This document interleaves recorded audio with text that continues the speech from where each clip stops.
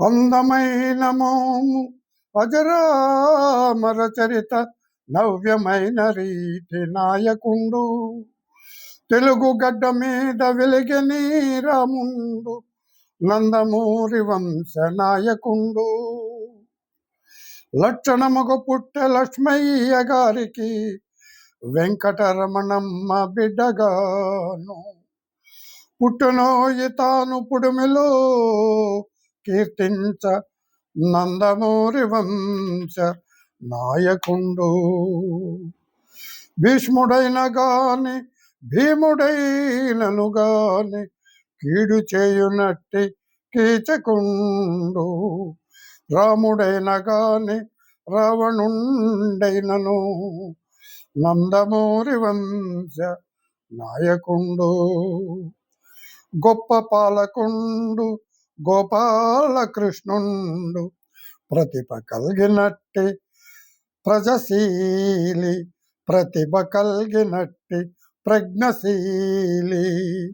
చండ శాసనుండు శాసన సభలోన నందమూరి వంశ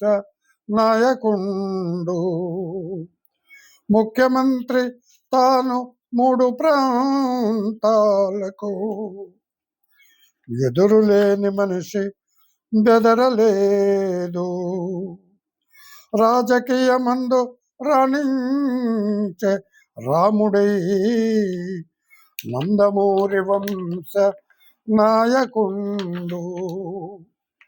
నిమ్మకూరు నందు నిజమైన వీరుండు పుట్టినాడు పురుష పొంగవుండు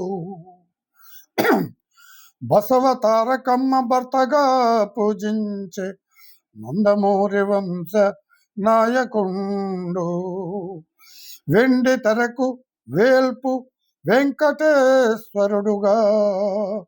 రామచంద్రమూర్తి రమ్యముగను గొప్ప కీర్తి పొందే కోనేటి రాయుడు నందమూరి వంశ నాయకుండు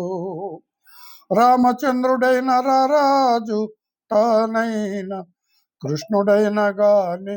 విష్ణువైనా అన్ని ప్రాంతాలందు మిన్నట నటరత్న నందమూరి వంశ నాయకుండు